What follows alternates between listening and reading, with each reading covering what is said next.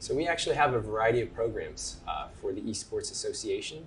One is career readiness. So we actually work with the Career Center here to better prepare our association members to learn those life skills that they are going to need so that when they make that transition over to a career pathway. Awesome, awesome. This guy, we gotta turn around. This guy wins almost every tournament we throw. I'm telling you. You gotta watch him live. He's gonna be something big.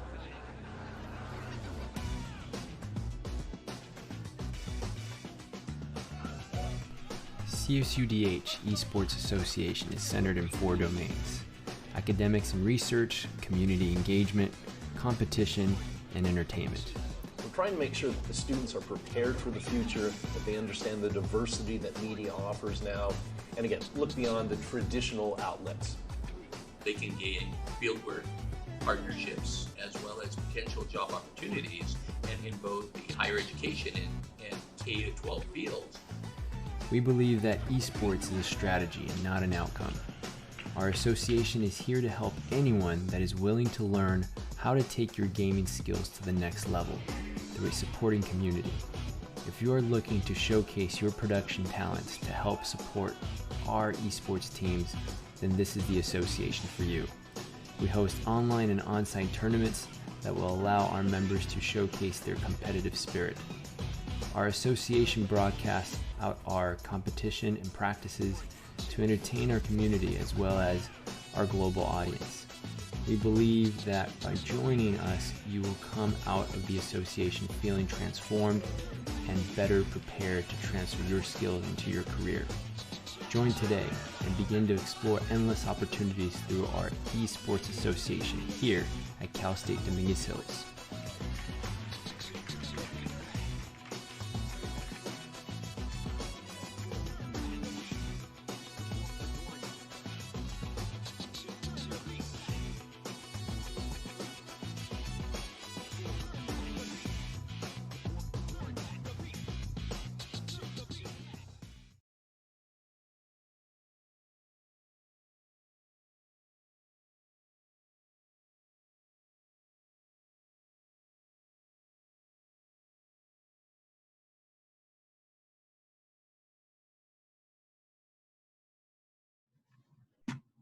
All right.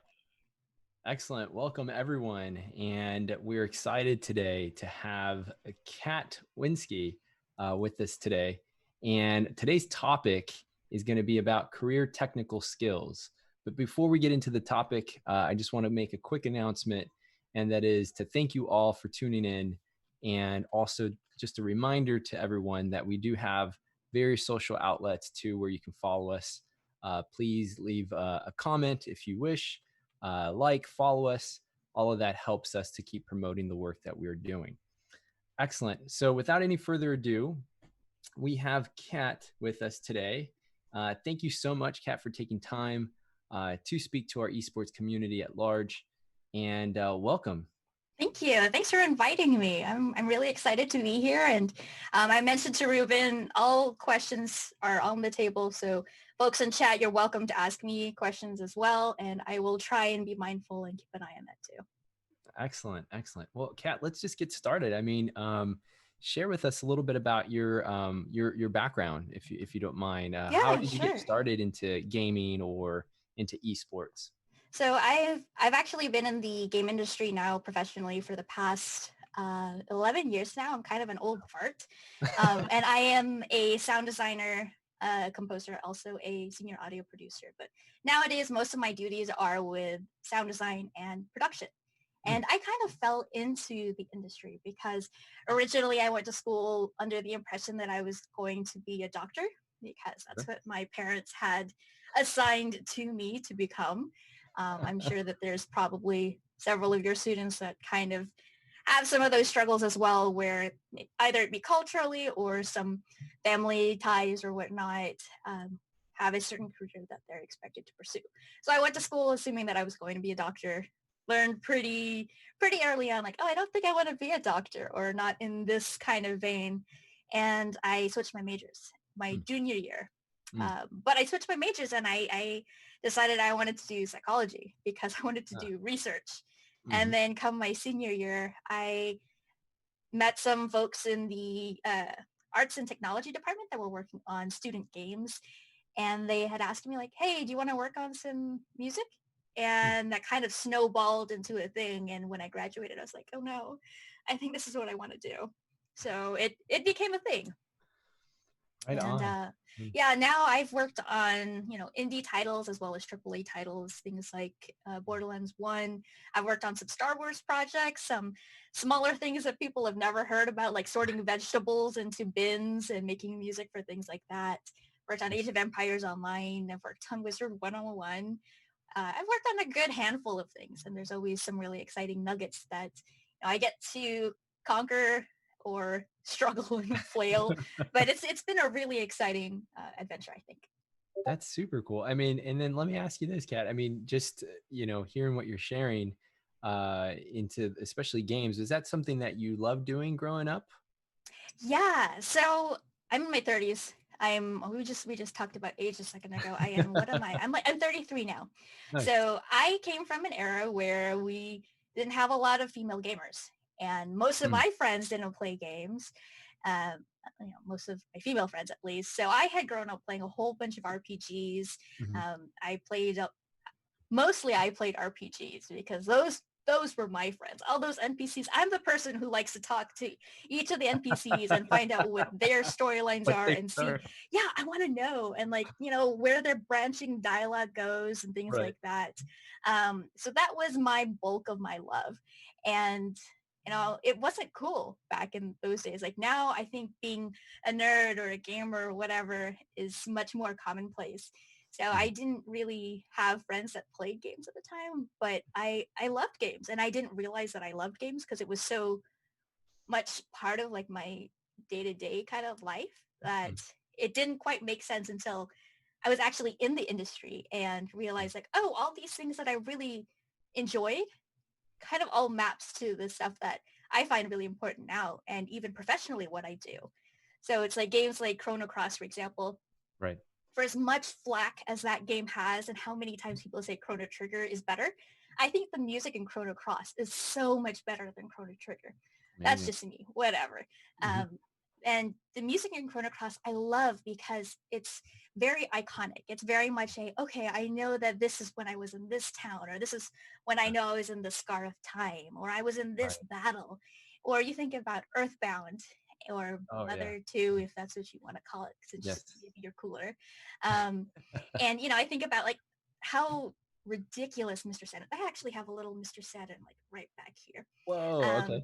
So it's like, I'll think about, those things like Mr. Saturn and like those kinds of stuff as a kid really, I was really attached to those sounds and the types of music. And, it really came into fruition as my career, and realizing like, oh, all these things that I really enjoyed actually make sense now. And they're things that I can identify in a better way. That's so cool. I mean, and so even at a younger age, I mean, you're noticing a lot of the sounds that really played into the actual gameplay for you and enriched that experience. Yes. And it's something that, oh my gosh, for all the backseat people that watch other people play games, like I'm sure I annoy them so much because, I'd be like playing Silent Hill or something like Right. that, or Eternal Darkness. And I'm like, walking around in the corner and I'm like, okay, what am I hearing here? They're like, what are you doing? And I'm like, I want to wait for I want to see if I can hear it when the loop ends. And they're like, can you just play the game? I'm like, I'm sorry. I just want to know. Amazing. And, especially with games like, I don't know if folks in chat remember playing the PT, the playable trailer for, Mhm. was it for, what was it for? Was it for Silent Hill? Maybe it's a playable trailer that never came out, right? Maybe chat, do you know? I know chat will probably have to help us on that one. Yeah, help us chat. But I remember playing that, and what I think is so incredible is the level design, which was extremely simple. And it's just you're going down the corridor again and again and again, and every so often something changes, or that something is different with the ambience, or you'll hear some creaking that wasn't there before, or the lighting slightly changes. And those are things that are so incredible that a lot of people don't really take into account for how important things like lighting or Hmm. audio really play into games. Yeah, that's such a good point. I mean, I could say even just from experience at a younger age, I would say, gosh, some of the sounds, yes, you can recall perhaps maybe a hard level or stage, Hmm. and maybe it keeps your heart beating a little faster just because you're in an intense situation, and it's contributing to the sounds and to the music that goes along with it. But when would you say like that noticing that became such a big breakthrough, and now such a big like necessary need into producing a video game? Like without sounds or music, you really don't Yeah. have a full complete video game. Yeah, I think the easiest way to compare it is when you think about watching a horror movie. And Mm, if you imagine watching a horror movie without any of the sounds and maybe just the music, it takes away a lot of the visceral elements. And mm. then you go a step further and you take away the music. And at that point, everything that could have been scary is kind of corny now. Or Yeah. like you'll watch like a Harry Potter movie and Voldemort comes and waves this little thing around and whatever. Like it's no longer as impactful and you're just staring at this noseless fella and it's not the same. You don't get that theme. You don't get that really crispy grossness that he can actually Mm, embody with mm, audio being in place. For me, I don't think at least in adult years, I don't think I really understood the impact of where audio could take you mm. until I was in the industry and started noticing that going to the dentist was now a more spookier thing. Like my palms are sweating thinking about it now because now when I go to the dentist, or at least pre-COVID times when I go to the dentist, I think about the textures. I Ah, think about the sound and the texture of the drill hitting the enamel of your tooth. And I think about the right. grittiness and the pitch of things and how much the force can be highlighted by the sound and what that sound is like encapsulated inside a mouth and then even further inside a skull and then even further inside a flesh being. Wow. And it's kind of the worst. Everything's the worst when you start noticing audio. It's kind of like when you hear that terrible laugh track, except now that laugh track is what I hear in life with all these day-to-day things. Gosh, I mean, that's really such an introspect to look at things. And I mean, and was sounds music, did you play instruments growing up? Was it something I that, did, okay, yes. Very traditional family. okay, I'm Filipino. I have a traditional Filipino Asian family, and I grew up playing piano. okay, So when I in college, when the folks in the game dev the student group asked if I wanted to make music for it, I was like, yeah, I play the piano, but it's not the same. okay. And for those in our chat that do play instruments, um, it's like someone gives you sheet music, and with sheet music, it's all organized. All those thoughts are there. It's structure. But Mhm. when you're creating music, you're pretty much trying to grasp at all these different ideas and squash them into something that is more understandable and telling that story and trying to achieve that is vastly different and much more rewarding, I think, than Mm, playing something that's already established. So right. it's very similar to sound design too. Sound design is very much like trying to exaggerate something that is, you have to exaggerate something to make it sound real. So for Mm, example, mm, if you're designing, you know, 76's gun in Overwatch, okay. if you actually record that gun, it's going to sound really flat. Mm, But to make it sound real, a sound designer has to add a whole bunch of different layers to that, right. including layers that might not even, or textures that might not even exist in a gun to make it sound real. Interesting. So like for explosions, for example, Right. I'll sometimes add things like a lion's roar, Okay. or actually I really like using seals because they make the most disgusting and weird sounds. So like something guttural from the seal can really give it that earthquakey kind of Mm, feeling. I'll throw in some of that. Sometimes a little bit of a toilet flush gives it some extra texture to it, or right. even the sound of like a garbage truck moving can add elements to an explosion to give it a lot more movement to it. So with Wow. sound design, it's very similar to music, except you're telling a story in an even shorter amount of time. Wow. Gosh, what a great breakdown you just gave us. Man, as you were describing it, I was literally playing those sound bites in my head.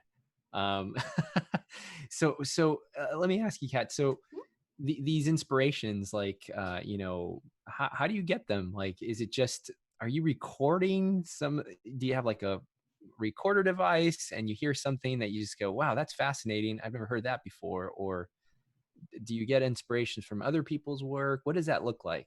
It's a mix of things. So a lot of sound designers will use libraries, and those libraries will have pre-recorded sounds because, you might not already have at your disposal an AK-47 or, a seal. Like I don't have a I seal see. that lives here. Yeah. But, a lot of times we don't just use those libraries. We manipulate those sounds. So you're not hearing just that sound alone. Like, because Right. if we did that, you're kind of just, Right. I feel like you're plagiarizing them pretty much. Yeah. Yeah. But I do also record things myself and add those elements into sounds. And I think that was the hardest struggle for me because I grew up with so much structure Mm. and so much, this is, you're set in these ways. And like you kind of see now, like I have all these colors and I'm basically a late bloomer for creativity. And I think that was the hardest thing, trying to think Mm. outside of the box of like, Mm. what is the sound of, you know, dragon eggs moving? Like I can't Yeah. record a dragon egg. But, if I Right. get like a glass and I kind of wet my finger and kind of squeak around the rim of the glass, like that might be a little bit of like a sound of a wobbling egg, maybe, Huh. or maybe a real egg would be useful. But Yeah. it's really interesting. Like I think thinking about sounds that manipulate Mm. what could be reality. So Mhm. fireworks can easily be me frying an egg, which I've totally done. And I'm like, this is my dinner. You get to hear me frying an egg and I'm going to use this sound in this firework. That, And it's the that's best. that's brilliant. That's brilliant. Yeah, yeah. I'm just thinking right now, like you're drawing the pictures, and the pictures don't come to life without those sound bites. Well, Yeah. and then it fulfills that in your mind what it is that you're watching. And almost it's storytelling Mhm. you what's going to happen next, or what the action is being done at the present moment. Yeah, and it Um, can completely make or break something too. mm, It's very similar to like your silent protagonist in an RPG mm. and there's a cutscene and suddenly you hear their voice and you're like, oh my gosh, that's not what I expected them to sound like. And That's like right. it takes you out of that moment. Yeah. Again, audio can completely help lend to the experience and give players the tells that they need to actually execute what they're trying to do. Like in esports, I think is a great example. Mm, There are tells that you hear when you're playing Overwatch. You can tell if you actually landed your shot as Widowmaker. You can tell if someone's mm. activated their ult. You Right. can tell if someone is being revived sometimes. Those are some really important things that a sound designer needs to be able to help telegraph to players, but Mm. also not get in the way of actual gameplay. Interesting. Gosh, so much elements to it. So, help me understand, or at least walk me through, like, what does that look like in a team environment, if you will? Mhm. In a team environment, there are some people that for an audio department, maybe there are only a few people. There could be two people in an audio department. There could be 20 something. It really Mhm. depends on the studio. Mm. But the important thing is that the audio department is also communicating with other disciplines. So for example, the animation team, because we're designing sounds that fit with their animations, the effects team, also the gameplay team, because if things shift around or like there are some gameplay elements they really want to be emphasized, that's where audio can come in and kind of highlight that or complement their design. We also we're pretty much QA's best friend because we're at the very end of the pipeline. Yep. And in order for us to make sure audio works, we actually have to test the game and play it. And Right. here are things in context, which is what QA does. So a lot of times you have other departments like, designers or programmers that might not necessarily play with the game's audio. They'll be listening to their own tracks and stuff, and which, it happens. It happens a lot, much to, you know, it's okay. But eventually you should play the game with Right. audio if you want to make sure things are playing properly. Right. So QA loves us because we're their first line of defense. We Mm. flag things if it's not working, and we're Mm. great friends with VFX artists because we add our stuff to their things as well. Right. And we communicate a whole bunch with programmers too. So really, for a successful game, you have all of these departments communicating with each other, whether it be from their team leads talking to other team leads, or the producers talking to each other and making sure that everyone is on scope, ideally, and timelines are lined up and whatnot. But it's a game is not made with just one rock star. It's a whole band, and not just the band that you see on stage. It's Mm. the people backstage that are in charge of making sure that maybe they're prop people, maybe there are people that are making sure everyone is well fed and whatnot, or the Right. lighting people, the other engineers, the stage managers. Mm. It's a whole team. Right. My goodness. And just having, as you guys are accomplishing these projects, it's like these multiple projects that obviously complement one another once it's put into place, and how the synergy aspect is what I'm hearing, how it all complements to accomplishing like a deadline, or, the objectives of that goal for that task. Man, I'm just, amazed what it actually goes into it. But share with us a little. So Team Audio is where that's the Yes. organization you represent. Yes, I currently work at Team Audio, and Team Okay. Audio is a full-service audio studio. And what we do is we have folks in our crew that do composition, can do VO direction, can help with casting, can help with audio implementation, programming, sound design. Like, it's a full gamut. Right. And a lot of us are ex-AAA developers Mm. or are straight up new in the industry, and we they're very talented, and we help kind of foster that community within our crew to make sure that everyone knows that they can learn from each other, whether it be someone that is straight out of school or this person that's been in the industry for 30 something years. Like, the moment that you feel like you know everything is the moment you fall behind. So if you Mm. don't feel like you're a student, there's no way you're going to continue to learn. So our Right. crew, we work on a whole bunch of different projects simultaneously. Mm. So it's a really cool realm because I previously was in-house. So now Mm. this is my straight up non-in-house gig, and I love it. Like, it's Yeah. because Team Audio is a relatively new company. This is our third year now. Okay. Um, I'm able to feel like we're able to really craft what our company becomes and help make changes, whether it be stuff that we've learned at other studios that we feel like are great practices and Okay. apply that to our crew, or things that we know like, oh no, let's not make this happen, and kind of push that aside. So Right. I really appreciate the amount of knowledge and respect and non-ego that a lot of my Mm. coworkers bring to the table. Nice, nice. And that obviously is refreshing, and it takes some experience to get to that Mm-hmm. space. What would you recommend as far as like, hey, if somebody that is looking to aspire to dabble into it and possibly uncover that this is something that they want to pursue, Yeah. what are some of those best practices, or what can someone do now? So, speaking outside of audio and just Mhm. talking about game dev in general, for your students, I highly, highly recommend to work on projects. Not even just the projects that you're working on in school. Work on outside projects. Work on projects with your classmates. Make your own small games. Make your own demos, because those are the things that really showcase your abilities, your drive, the ability you have to get from the start of a game to the finish and actually get that project working. Because a lot of times you'll have studios that kind of see the same thing over and over. And why is that? Because everyone graduates within almost the same time frame, and a lot of people have the same material they showcase because they're showing stuff that they did in school. Mm. Whether it be from their class assignment or their final project, things like that.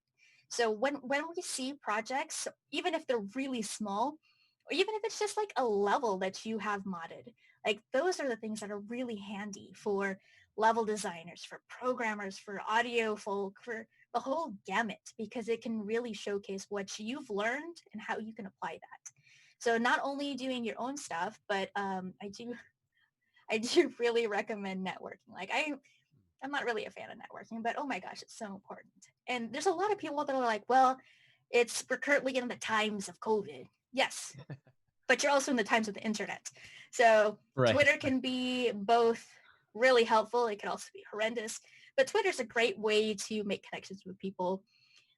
Itch.io is great because there's a lot of people that do weekly game jams or monthly game jams, whatever. It's a great way to work with a small team in a Mm. small duration of time, and a nice way to kind of be like, do we actually drive together? We don't. But that's okay because it's a short project. Moving on to the next one. And I think stuff like that is really great.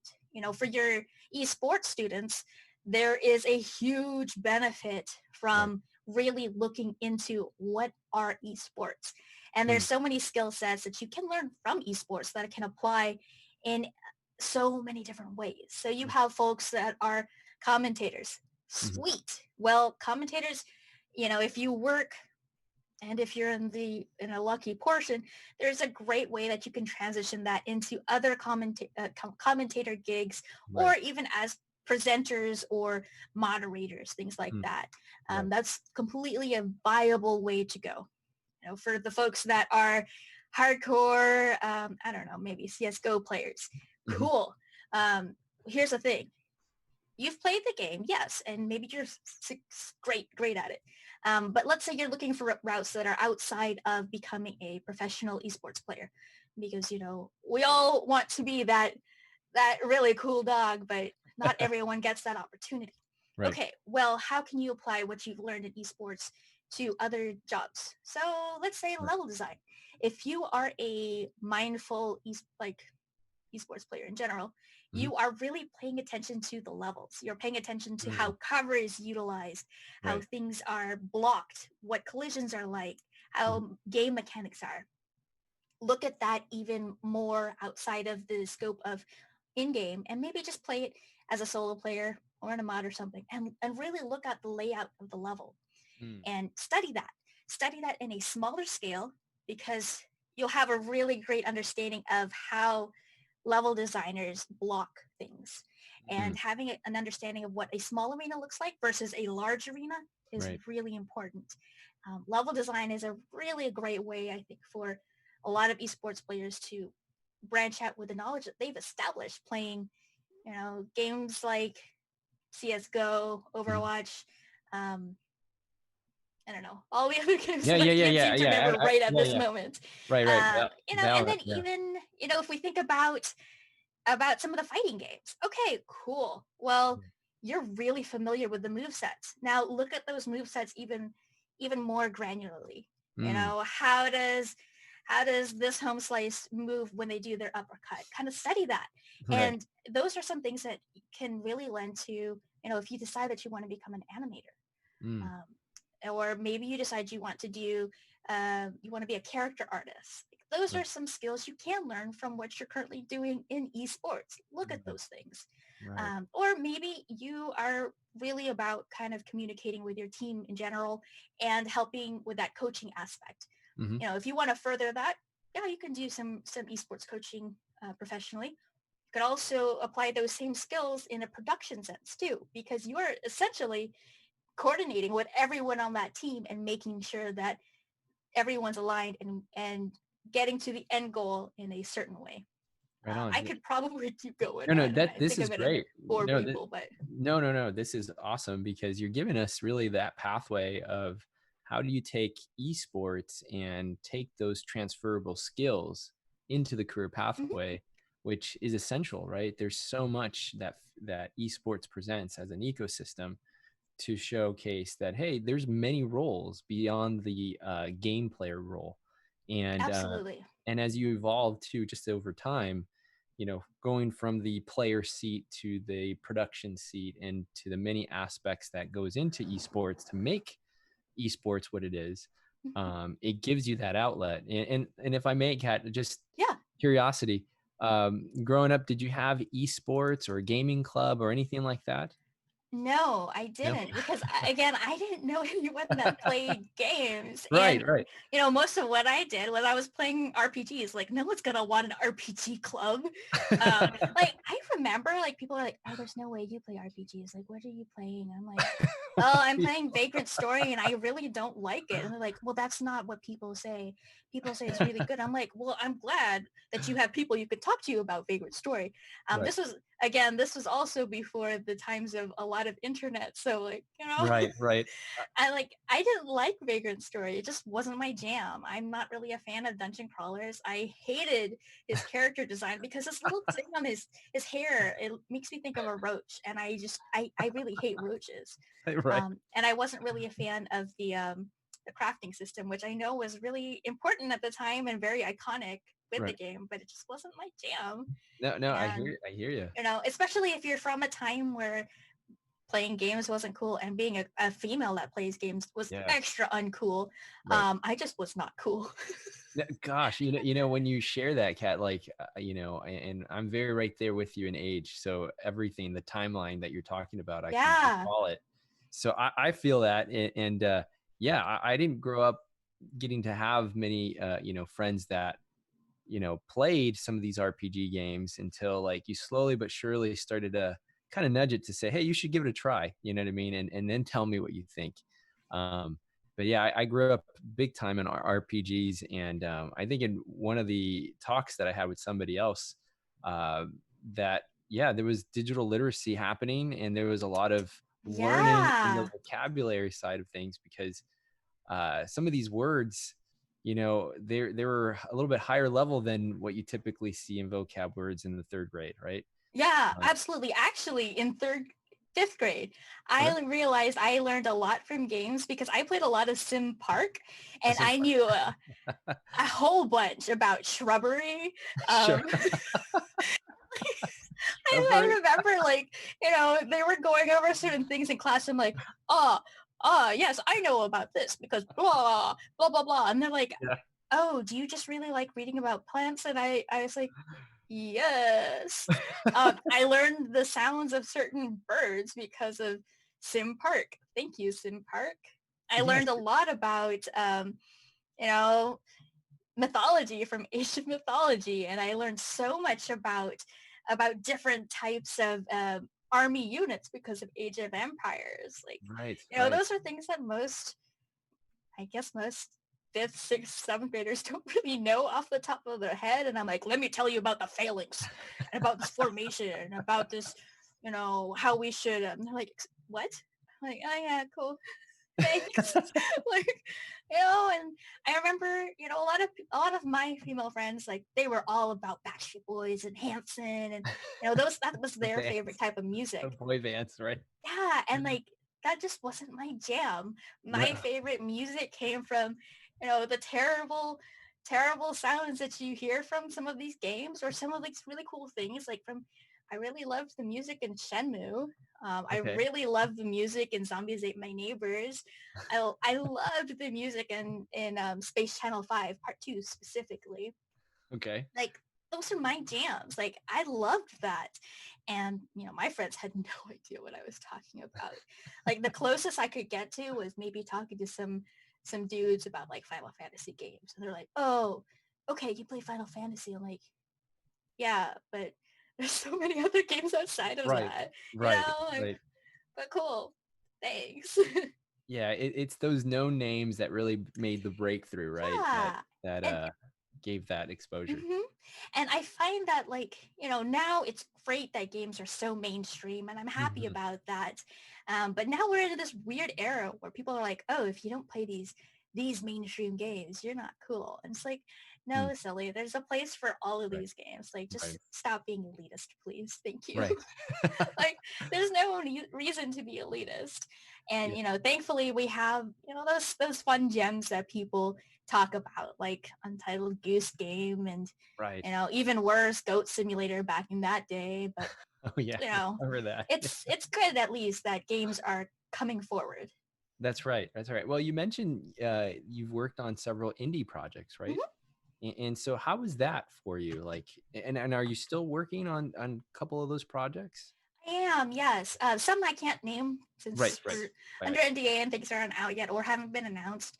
right. But, it really depends because the term indie is kind of changed over the years. Like Right. indie before used to be like extremely small teams. But now you have places like Double Fine is considered indie and they're pretty big. Mhm. You have places like you have a lot of studios essentially that can say they're indie but are also multi-million Mm. studios. And so, I mean, it's the same thing as like, people kind of lump pixel art games in one thing, but there's so many different types of pixel art games. Like you Mhm. have the style of how, well, I guess Minecraft's not pixel art. You have like the style of, forget it. You get so many different styles of pixel Right, art. right. And sometimes people are like, oh, it's the cheap and easy way. Yes, it can be cheap and easy, but it can also be extremely robust and change the whole aesthetic. And Right. that's the whole thing. So yes, I am still working on some indie projects. Awesome. And again, it really depends on the studio.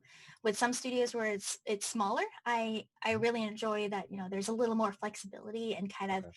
stretching creativity and trying to do things that maybe I have a little more agency of say on how I would like something to sound. And with sometimes it gets a little difficult because it might be a budget constraints. So it's like, Mhm. okay, well, how do we work around the Mm. given budget to really help this game sing?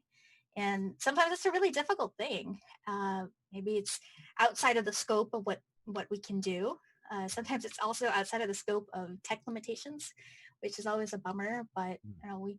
everyone ultimately wants the game to be as good as it can be. And Right. it's really difficult when we're also at a time period where a Mhm. lot of people voice how they feel about something on Twitter or YouTube or even Facebook, and they'll tell you this like whole thesis about how much they hated this game or how they Mm. feel like the devs are lazy.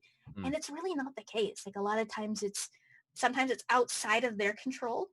Sometimes it's something that a publisher won't allow or can't give certain things to help make Mm. come into fruition. Right. Or sometimes it's just a scope thing that can't be helped. So please don't send death threats to people. It's really terrible. It's Yeah. so bad. Like, friends, if you don't like something, just move on. Yeah. Yeah. Like, Yeah. I Right on. had some bad Thai food the other day, but I did not write a whole dissertation about it. I like opened the fridge and ate some other food. Like, There please you do go. that. That's so important. Well, thank you for sharing that. Yeah, because what we don't always hear is too that whole process and what you explained right now and what it takes to even get to even a sample, right? For the teams to work on and provide feedback. But like you said, there's a lot of constraints that the public is not fully aware of, Right. and it leads to having the product the way it is. But it's not to say that there wasn't hours spent on the development on it. And so that must be, yeah, very tough and difficult to endure. But essentially, when maybe walk us through some of the when you hit these roadblocks, if you will, Yeah. what are some of the adaptive things that you practice that helps hone in the skills that keeps you really honestly on top of the creativity charts, if you will? Sure, yeah. There was one project I worked on that they did not have any budget for voiceover. Okay. And it was a game that really needed, thankfully, didn't need a whole Mhm. bunch of actual lines because they also didn't have a writer. Um, but it's a game that would have been elevated with voiceover. So, unfortunately, again, there was no budget there. Couldn't work that out. That's okay. Make something work out. And I decided, okay, well, let's just have a lot of these in-house people do the VO for it. There's a lot of combat in the game. And, let's just say most people, when they pick up a pen, they don't go like, like they just pick it up. Right, right. And there's sounds that are not natural for a person. And it makes people really uncomfortable. And the sound of, a lot of people don't like fake crying because it's just weird. Yeah. So it was a struggle. And Yeah. I learned a whole bunch from that project in Mm. helping try and help essentially the in-house voice actors execute to the best of their ability without making them feel like they're terrible voice actors, and also making it fit in the game. So it could highlight their ability, highlight what players really needed for some extra feedback. Mm. And the process that I went through that, because prior to that, I was really nervous about doing, actual VO work, because I sound like a kid's sidekick. Like, no matter how I change it, I'm going to sound like a kid's sidekick. But I didn't realize, like, okay, I really can do a lot of these combat exertions. Mhm. And a lot of these actors needed to hear essentially line reads on like how they should execute the sound. And, you start getting used to it. You start getting used to always feeling vulnerable, and helping them feel comfortable with feeling vulnerable too. And I use those skills on other large projects too, where I actually got to help with a lot of the voice actors, like professional voice actors on like a Ninja Turtles game, and helped co-direct that and organize a script for things like that. And, in order to elevate myself in a professional level, I had to be vulnerable, and work through that process in a almost like a do or die situation. Like, Right. I had to learn to be vulnerable to find my weaknesses and build up from that. It's kind of like, hey, you don't want to hire a mercenary and learn that their weakness is using a sword. Like, I'd be like, okay, well, I want a mercenary that can do all the things. Right. So become a mercenary, everyone. Like, I am an audio mercenary, and there are things that I don't know and I'm not as skilled about, but essentially Team Audio is like my guild, and I can be like, hey, guild members, can someone help me learn how best to do, this mastering chain? Right. Cool, got it. And now I've added that to my arsenal. And so learning to be vulnerable and asking people for help is super important. Especially as a student, like, use this time now to really hone your skills and ask questions and reach out to people that are willing to be resources. Yeah, excellent. Good said. I mean, and it's very difficult to say, like, hey, don't be afraid to be vulnerable. It's almost like we take that vulnerability as almost a sign of weakness, right? Mhm. And so if it gets related that way, we don't necessarily side to that. But it sounds like, yeah, you can't do it alone, right? It takes a No. guild, takes a community. And I love that you said that earlier, about asking, or just not to be afraid to ask questions, Mhm. or pursue that to essentially add to your skill sets, that will heighten not only what you do, but just anything that you're passionate about. I mean, when you think about it, like, if you Yeah. elevate yourself, you're essentially elevating the entire team. Mm, If you're thinking about, like, okay, I'm a pro Overwatch player, and right. I'm specifically, DPS. Well, the better I am at being a DPS player, the better it's going to be for the rest of the team. Or I'm already a really excellent DPS player, but I know that we have some problems in general with, like, our healers. I don't know, maybe our healers are crap. Right. Okay, well, I guess I'm going to learn how to be both an offensive and defensive healer. So then I can use the skill set I already have as a DPS player, but know that I can also, provide extra backup if we need that backup, or if, Yeah. our Moira decides that she's just gonna be a battle Moira and not heal anyone when there's clearly tanks that need healing. Like, I Right. get it, yo. Also, protect your healers. Healers are so important.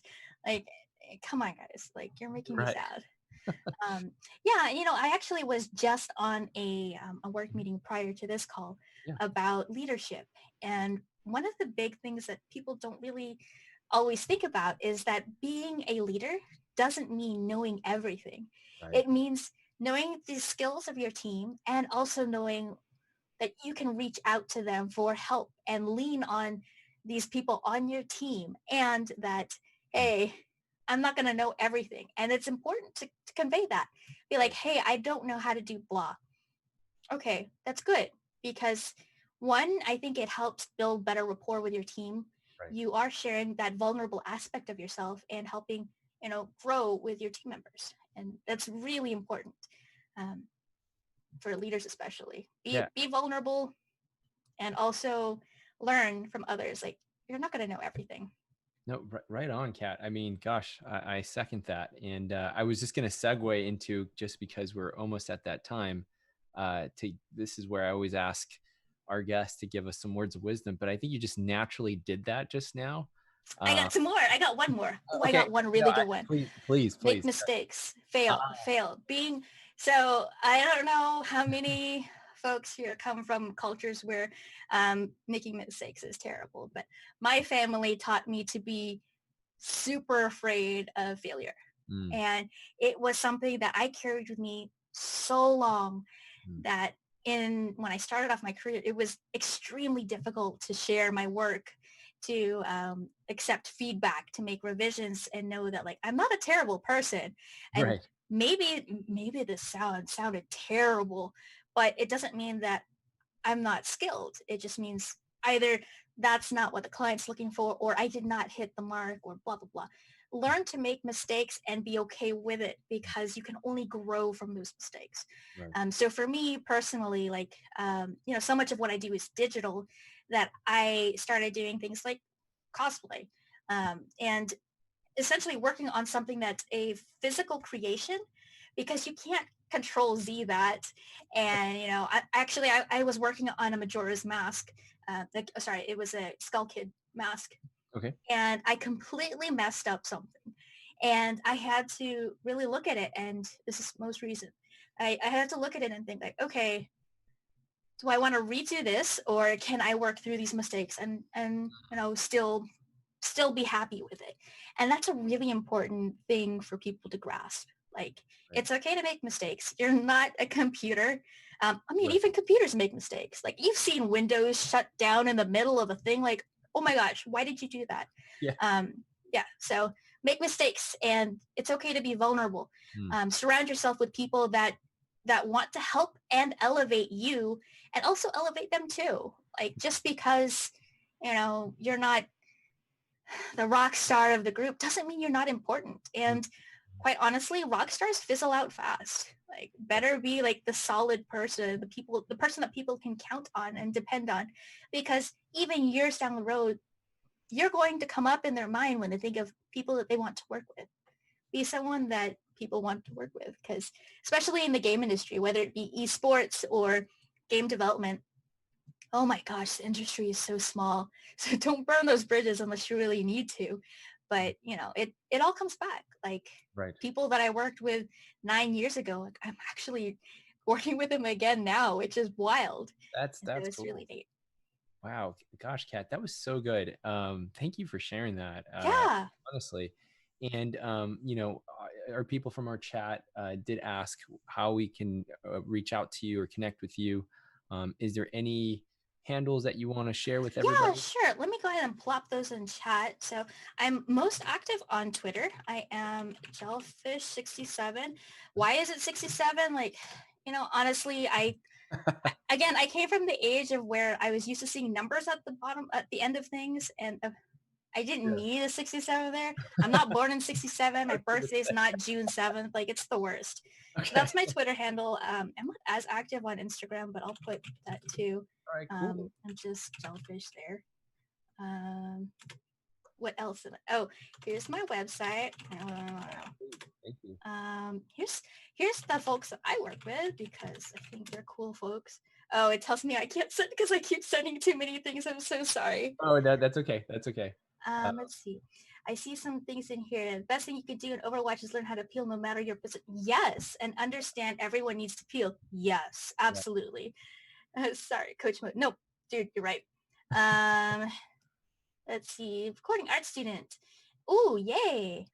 Point and click games. I love point and click games. Do you have any advice for finding an internship in the field? Yes. Work on projects. Again, whether it be small projects that you're doing on your own, or maybe even, especially for audio, redesigns. Like, go cap a vid of maybe of your favorite game trailer or some gameplay, and then blank all of that audio, redesign the whole thing. And then when you present that as, part of your demo reel, please label it on there that it's a redesign, because the last thing you want to do is misrepresent Right. what you're showing. Gosh, that's a great And suggestion. Yeah. you know, you folks here in chat in the future or in the past, are more than welcome to reach out to me, because I am happy to be a resource.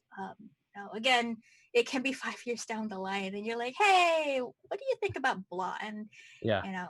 I'll do my best to be able to respond to that. No, awesome. And thank you, Kat. I mean, is there a way by any chance that maybe you could type out the website? Just don't add the extension. Oh, I see. I see. At dot. I'm just gonna keep. Sorry, everyone. No, that is so smart. I love it. Yep. Perfect. So thank you, chat, honestly, for all the questions that you guys brought to the table to share with Kat and with ourselves. This is all helpful to help the community, essentially by large, to help promote what it is that everyone is striving to do in some shape, form, capacity, and really where the next elevations are going to look like too, because things are changing. Absolutely. So that's exciting. I mean, even some of these careers were not here, 5, 6, 7 years ago. It's wild seeing how much gaming has evolved and how many potential jobs, long-term endeavors that folks here have. Like, please pursue these things. I'm so excited to see what, future generations of game devs or even esports players, like, yo, I'm so excited. If I get to see any of your students like playing in some Evo tournament or some league somewhere, or they're signed up for a professional team, like, right. I think that's wild. It's amazing. No, I love it. Well, Kat, thank you so much, and thank you everybody for tuning in. This has been awesome, and Kat, we have to have you on again sometime soon. Yeah, please. Really I mean, informative. as long as people don't mind my word vomit, I'm happy to share thoughts. I'm always happy to share thoughts. Well, you're awesome. And again, we wish you all a great day. Thank you so much, and we'll catch you on the next one. Okay. Stay Bye, safe. everybody. Yeah.